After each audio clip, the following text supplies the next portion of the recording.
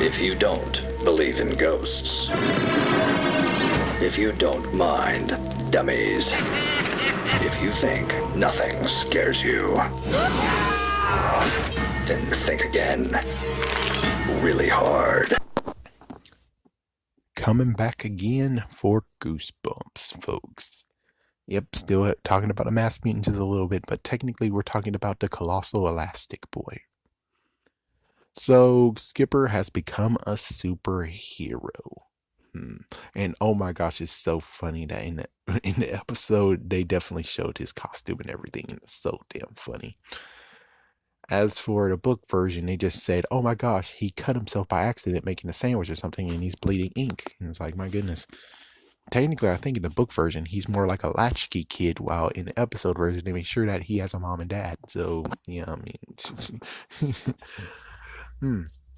so it's kind of interesting to think about it. It's like, you really don't get anything else coming from this besides number one, the Galloping Gazelle actually said that, kid, I quit, I'm going to retire now, and he leaves.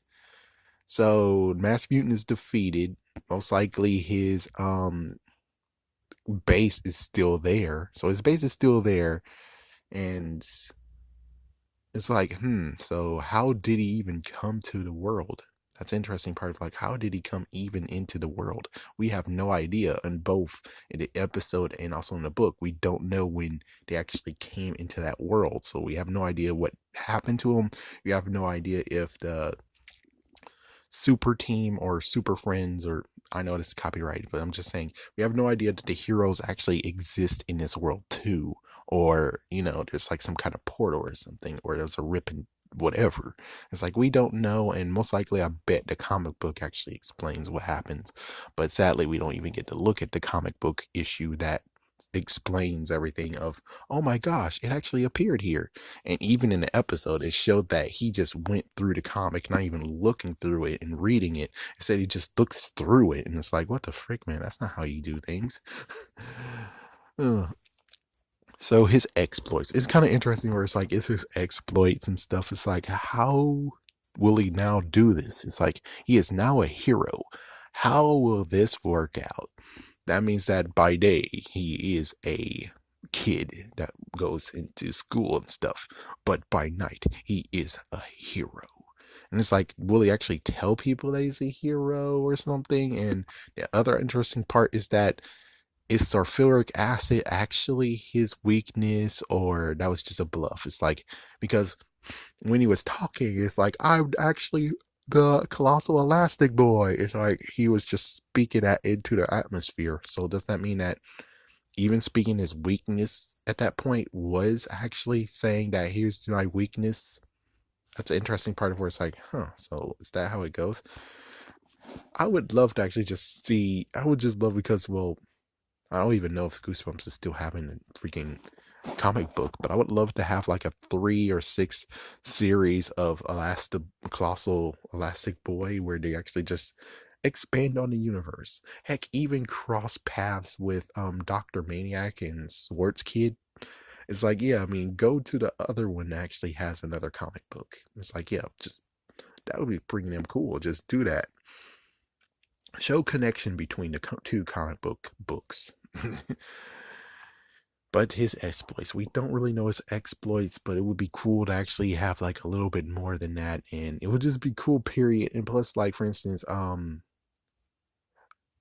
was it Ultimate Goosebumps 2000 Return to Horrorland? It would have been cool that they actually talked to Colossal Elastic Boy 2, because they were like, oh, here is Evan Ross, and here's the freaking monster blood that's not going to try to kill him right now. And it's like, yeah, it's like, could we have something like this? Why couldn't they actually say, next up is an interview of a new superhero, or a superhero, Colossal Elastic Boy? It's like, that would have been freaking damn awesome.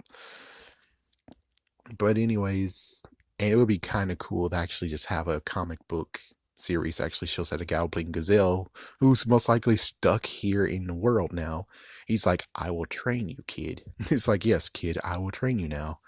It's like, yes, I won't be a superhero anymore, but I can actually help make you a superhero. It's like, yep, that's exactly what should happen is that. And depending on how Galloping Gazelle works, which we have no idea if as soon as he turns into his normal identity, most likely his identity is a nobody to no one. Or, ooh, what if they actually turn the mask mutant's base into their base now? So it's like his base of operations, and most likely they have walkie talkies and stuff, and they're able to talk to each other. And it's like, there's a crime on 35th Street. I'm going. This is going to be a stretching good day. It's like, yeah, it would be kind of cool to actually just expand upon this. But of course, you know how it is with Goosebumps books. They don't expand whatsoever. You'll be lucky to get freaking sequels. You have many sequels, but there's only two to actually get to have like galore sequels. Monster Blood, thumbs up, and of course Night of the Living Dummy.